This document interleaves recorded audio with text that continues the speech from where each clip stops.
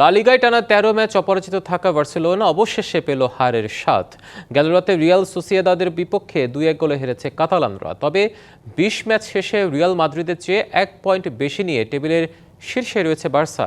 সোসিয়েদাদের মাঠে ম্যাচের ১৭ মিনিটে স্বাগতিকদের জালে বল পাঠান বার্সার মিডফিল্ডার ফেরমেইন। তবে ফাউলের কারণে ভিআর রেজাল্ট দেখে গোল বাতিল করেন রেফারি। এরপর ২৮ মিনিটে লামিনে ইয়ামালের গোল বাতিল হয়ে যায় অফসাইডের কারণে। ৪ মিনিটের ব্যবধানে গোল হজম করে বসে বার্সেলোনা। সোসিয়েদাদের হয়ে স্কোর শিটে নাম তোলেন মিকেল ওয়ারজাবাল। ৭০ মিনিটে রাশফোর্ডের গোলে সমতা ফেরায় বার্সা। তবে ১ মিনিটের ব্যবধানে গঞ্জালো গেয়ে জিসের গোলে আবারও এগিয়ে যায় সোসিয়েদাদ। এরপর আর ম্যাচে ফিরতে পারেনি বার্সা। ঘরের মাঠে ২-১ গোলের জয় নিশ্চিত করে মাঠ ছাড়ে রিয়াল সোসিয়েদাদ। এদিকে ইতালিয়ান সিরিয়ায় জয় পেয়েছে এসি মিলান। লিজকে ১-০ গোলে হারিয়েছে পুলিসিচ মদ্রিচরা।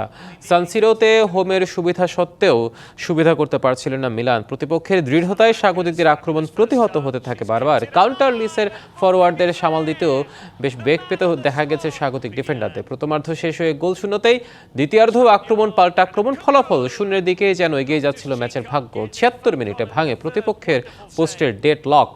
লিসের জাল কাপান নিকোলাস ফুলখুর্ক। এরপর আর গোল হয়নি ম্যাচে। এই জয়ে ২১ ম্যাচ শেষে ৪৬ পয়েন্ট নিয়ে টেবিলে ২ উঠে এসেছে এসি মিলান। ৩ পয়েন্ট বেশি নিয়ে শীর্ষে যথারীতি ইন্টার মিলান।